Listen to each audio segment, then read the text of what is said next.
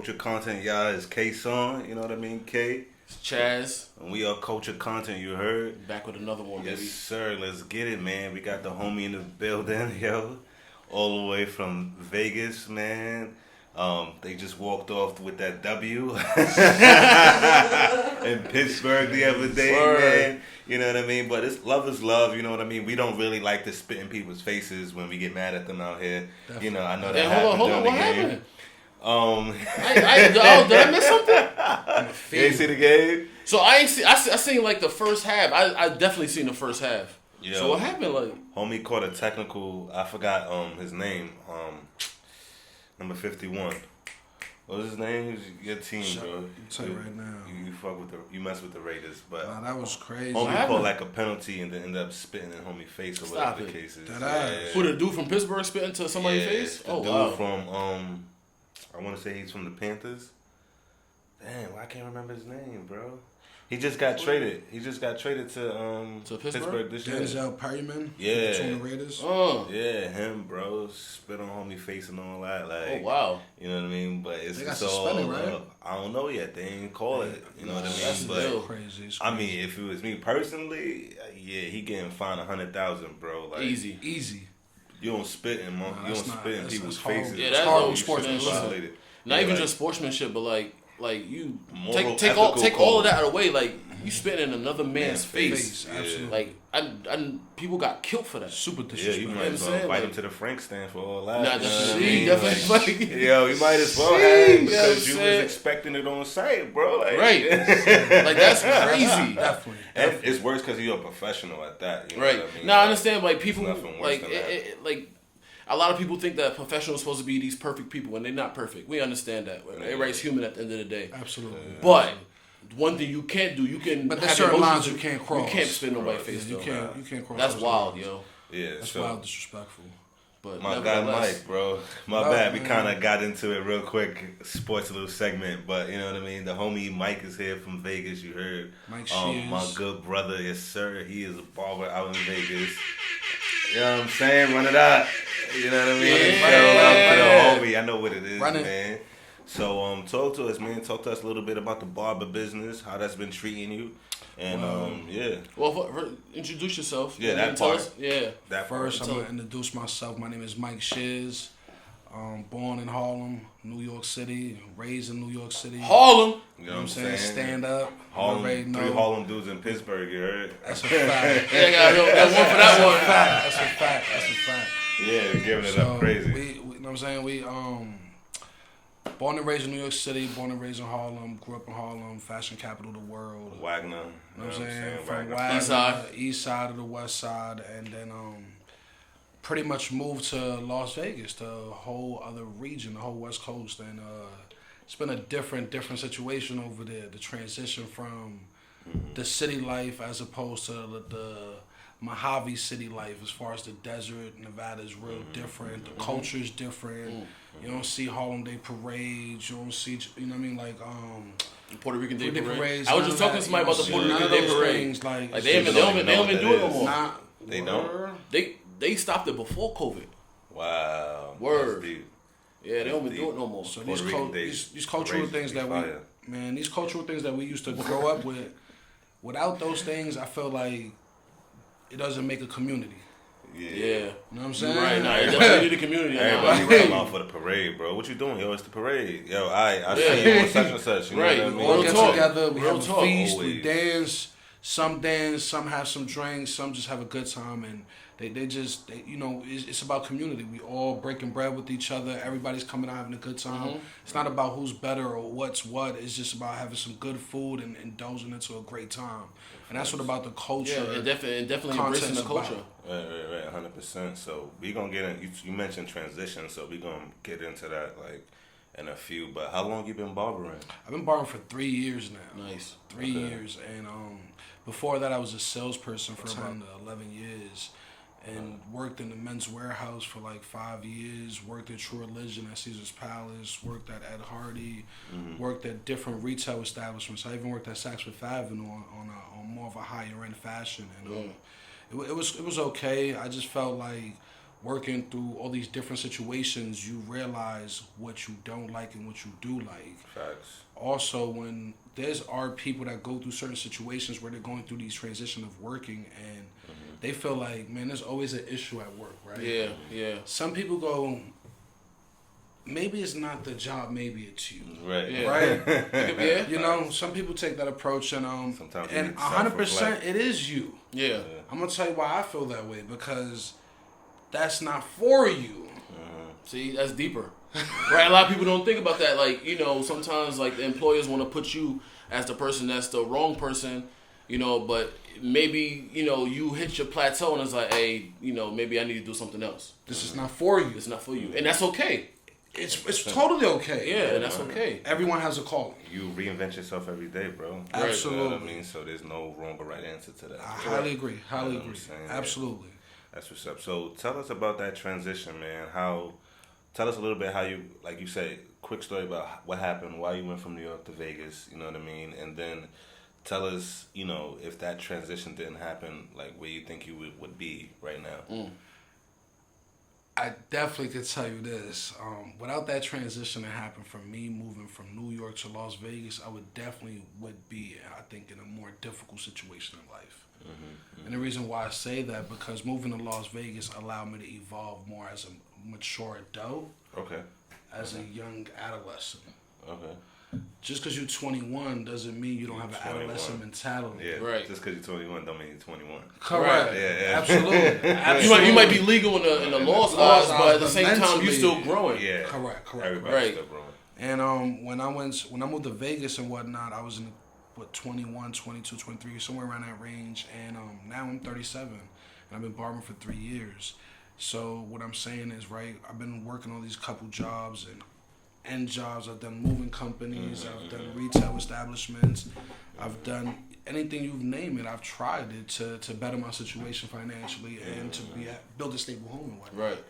But I always had a problem with something. And it was like negative energy type thing? No, I wouldn't say negative energy. I just felt like sometimes the way I think is outside the box as opposed to someone that always looked at things more straightforward. I look at that. Yeah, correct, absolutely. So you felt like your previous employers that you was working with kept you in this square, and would not let me. You was like, yo, I need to be an octagon, or I need to be something different. Yeah. Absolutely. I need to escape. You just think let's like a puzzle. Take you an example, right?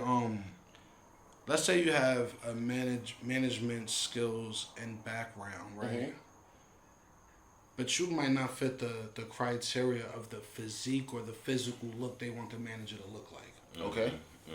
And that's horrible. Yeah. Because you have the wisdom and the knowledge. Absolutely. Right. So why you not giving me the position? Because you want a 23-year-old young Zach Morris looking like individual that can maybe attract a certain crowd, that maybe could generate a certain amount of money, thinking because of he has that image, not realizing it's not about the image. The gentleman that might not have that image might have the talent and skill set, and personality to actually captivate more money and captivate more and progress more. Right. So I always ran into those situations where people would blackball me, or I would feel I was getting held back. So I would reach a certain ceiling at these locations, these companies, or these jobs or whatever, and I would never get to excel. So I was always get upset. And then with that upset, with me being upset comes, you start feeling like, damn, you work for people that are not even as intelligent as you are. Absolutely. You see, everybody relate. We've all been there. We've all been there. Like 3 people came to mind just now. Yeah. Like, shit. As soon as you said it. I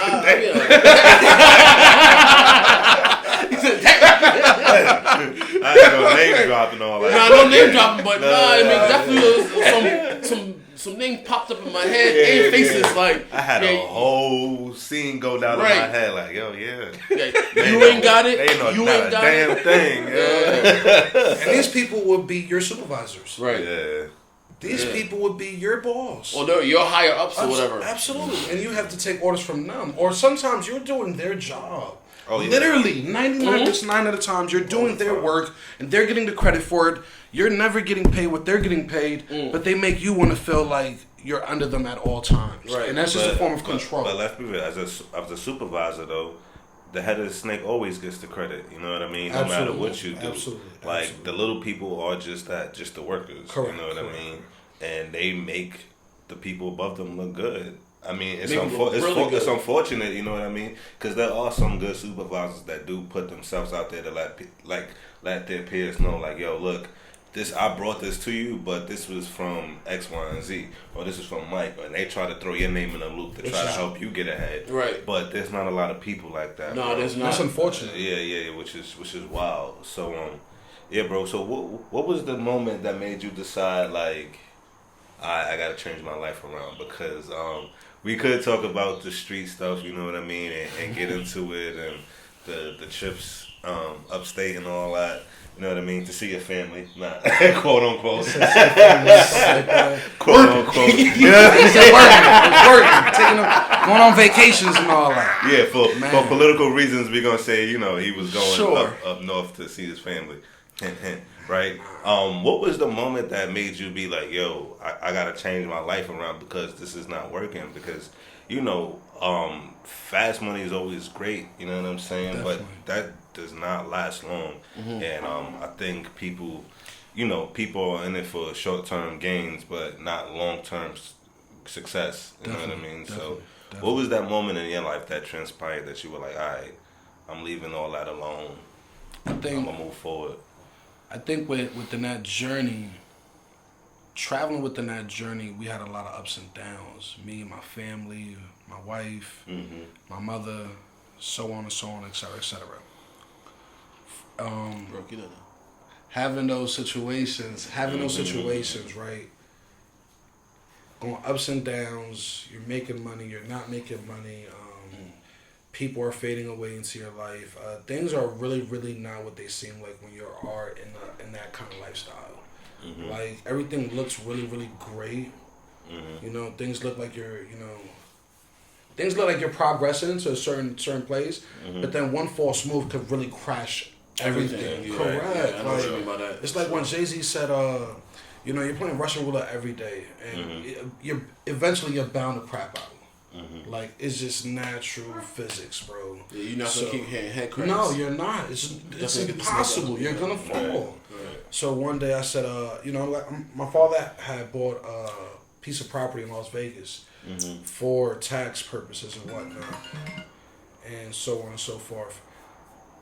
Long story short, he asked me, hey, do you want to move to Las Vegas? I know you're going through what you're going through in your life here, whatnot. And I was like, yeah, because New York right now, I'm just going through a lot of dead ends. Things are really challenging. Like, I lost a couple of good friends. You know, they're deceased. I lost a couple of good friends to the system.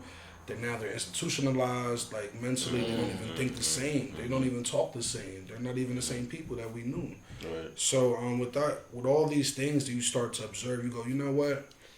I don't want to keep going down that same path because I don't want to end up on that side of the, you know, on that side of the grass. 100%. So long story short, I took that leap of faith. I moved to my father's house in Las Vegas and started working for a company. Then started working for other retail companies to realizing no matter how much money I made within any company, whether it was over $70,000, $80,000 a year, or even under $60,000, $70,000 a year, I was never happy. I could, no matter what I did, I was just never happy. So basically, what gave you that happiness? Working for your own. So one day I go to work and the company is still actively open right now in Las Vegas, so I don't want to name drop on the company. But psych!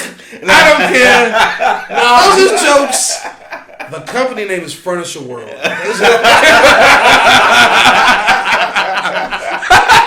Got him. Damn.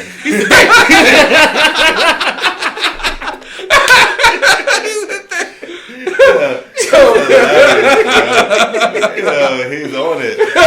Yo, it is what it is. You know what I mean? It's his mom. So the company's name is Furniture World. I worked for the gentleman for about like 7-8 years, and every other year he found a way to keep cutting commissions. But he would articulate it with a certain twist. Finesse. Yes, absolutely. Yeah.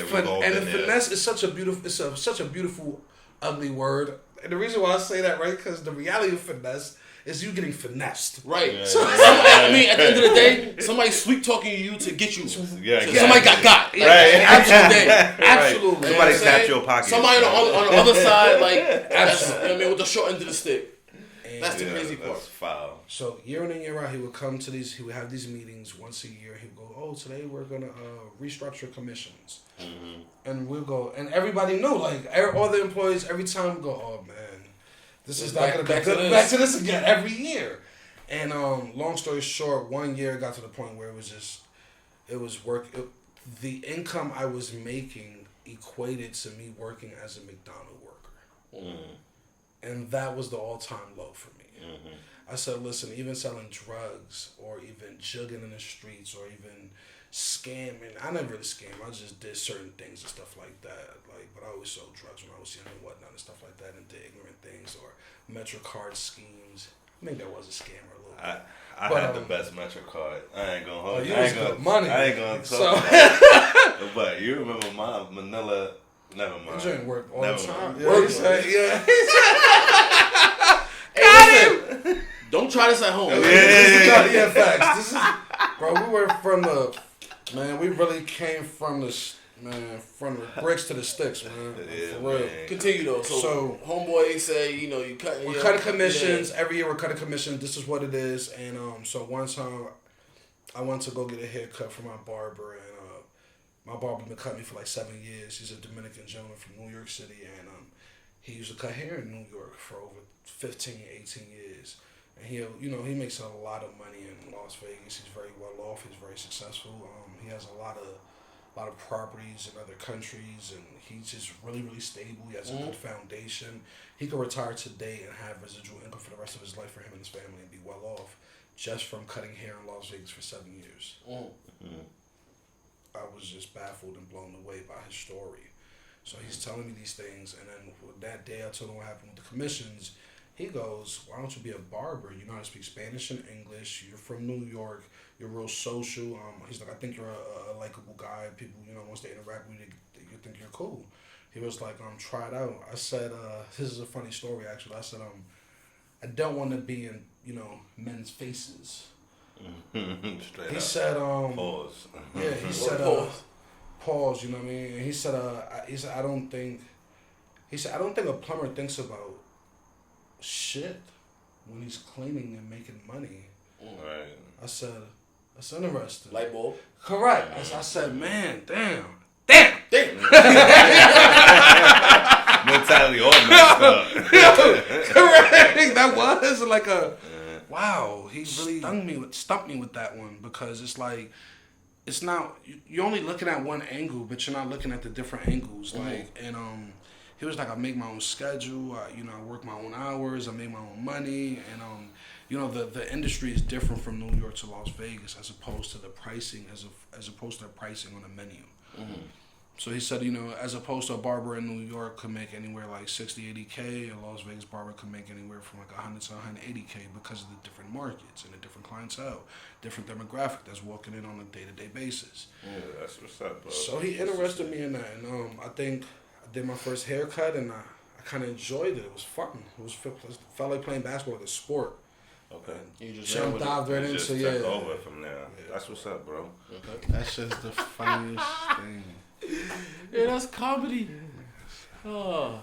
So, we back, baby. You already know. Bam, bam, bam, bam, bam. Bam, bam, bam, bam. So, growing up in New York, obviously we all grew up in New York, and it was different. It was very different. And, I'm glad that you was able to make the transition. Fix my hat too, because everybody else fixing it. Right. A little adjustment. It's just, we all had to make a transition, and we came to a realization and within ourselves, right, to be like, man, we, what I'm doing now, I can't continue doing this, right? I can't sustain this for the long run. Right. You feel me? So, and I'm glad that you was able to, actually link up with somebody from the city. Mm-hmm. You know what I mean? And sometimes it happens like that. But I think that was like a God calling for you, kind of like, yo, you know what I'm saying? I'm gonna send you somebody that is gonna put you somewhere else. You know, you could take it or you cannot. We all have choices at the end of the day, and you decide to take that choice. So, being that you was a barber for, you know, you've been doing this for 3 years. You know, what was some of the big, you know, the big transitions you made mentally, and also like, you know, socially, to, you know, bring you where you at today? You know, what is something you could tell us about that, you know, you kind of transition with? I think the strongest transitioning was getting the mindset to understanding that any great obstacle is going to be a really, really, really, really hard process. Right. Absolutely. It's Nothing not comes easy. easy. No. Nothing Like, comes easy. I think that was my hardest. That was my hardest facet to actually grasp. Like I want everything to come so easy. Coming from Harlem, like, is, you know, everything got changed in the New York minutes. New York minute, Like, just like that. Absolutely. So, barbering, when you go into barbering, it doesn't work that fast. Like, you start out, you really are not that great. Like, so when I went to barber school, right, out of 60 students, it was 1 to 2 students that been cutting for 10 plus years. They just need the credentials, you know. Correct. Those students are very rare. Right. Nobody been cutting hair for 10, 20 years and want to be a barber. Like, it's very rare that it's like that. So when you know, cutting and you go into a barbershop and you see, like, it's like going to the league, right? A rookie player goes into the gym and he's practicing with LeBron or like playing his first game against LeBron. And he's seeing LeBron going crazy, going dunking, scoring, all types of wild, and the rookie's just like, man, like, am I gonna be that nice? Am I ever gonna be that talented? Am I ever gonna be that skilled? I mean, you might get doubt yourself too. Oh yeah, for sure. And that's exactly what happens. Like, when you doubt, like, once again, understanding the process that this is gonna be very, very challenging. Right. You're gonna want to doubt yourself. Right. But that's part of the process. Right. You have to doubt yourself to push yourself to that next level. Yeah, don't let it make you fold though. No, You no, know what I not mean? at all. Like, take it for what it is and Absolutely. help it improve you, because some people take that the wrong way. And Some people take it and kind of like soaking themselves and kind of be like, you know, like, damn, I'm never gonna make it. But that's the time where, you know, you should ramp up your efforts. Like, yo, man, F this. I'm gonna push through this and we're gonna make it work. And that's what always make it happen. Yeah. That's how it works. Just like you said, Chaz, on everything. Like, it was just the hardest thing to do to understand that process, because people tell you, like, oh, you're gonna get better. So in the barbering thing, they would be like, one day you're gonna cut, and it's just gonna snap. Like, you're gonna get it. I thought that was a myth. I've never, it didn't happen for a long time for me. Like, 2 years of cutting, one day I was cutting, and I'm just in my groove, and I'm like, wow, like, it really happened. I really know. Yeah, it does really happen like that. Like, muscle memory too. Correct. Like, something you're doing every day, you're gonna get it. Yeah, But it was really challenging to feel that way. Really challenging, and also understanding different personnel and different people. And I say personnel, I mean people. The reason why I say people, because when you come from the East Coast, everybody's more open, more vocal. If they like you, they like you. You're gonna know. If they don't like you, that's true. Yeah. If they don't like you, you're gonna know as well. Yeah. I feel like that's why I tell people at work, like, you know what I'm saying, they be like, yo, you so social. I'm like, I'm really not. That's because I like you. Right, exactly. Correct. So on the West Coast, I feel you're like in a good position with me. on the West Coast, the people in the culture are so different, Yeah. right? So you have to adapt to that culture and understand, like, they're more laid back, as opposed to in New York, they're more aggressive. So I used to be looking for the aggressive people and be like, oh, what's going on? Like, there's aggressive people, they just don't act like New York people because it's a different demographic. So just understanding the different personnel from different demographics and making it work and actually adjusting to that lifestyle. Now I look at New York like it's too busy for me. I love New York. I don't want to live in New York though. Me too. I don't want to stay in traffic. I don't want to deal with that. I live in a house. It's comfortable. It's spacious. I don't want to live in an apartment or a tenement building or brownstone for that matter. I want to be in a house. So, and I don't want to deal with a bunch of traffic coming out of my building either. You know what I'm saying? Or even something that people don't think about either, parking. That's one of the hardest the things. simple things in life. You got a garage. He has a garage. I got a garage. We ain't having that, bro. No more 2 hours of waiting. Yo, or more waking up and waking up early to go change, to move the car because the sweepers is coming. And you still got. I can park right there on my gravel. Alternate side parking and all that. Like multiple parking spots. Though. I'm done with that. I can have that in New York, that party life. You know what I mean? I'll indulge love in New it. York. I'll indulge in it each and every time. Don't get it twisted. Just like when I'm out there, right but yeah, to live there, bro, that's not like the way of living at all. But I'm not a spring chicken anymore. When I was young, it was different. You know what I mean? We all from New York, from Harlem at that. You know what I mean? Doing great. Got podcasts, got houses and whatnot. So, you know, like I said, to each his own. No judgment here. No judgment here because I love New York. I love it. Whatever works for you. You know what I mean? But yeah, I'd rather just have more space. You know what I mean? Yeah. I want to stretch out a little bit. I don't want nobody totally to hold agree. me. And you know, it's funny. A lot of people that's in New York was like, yo, I'm trying to get out of here.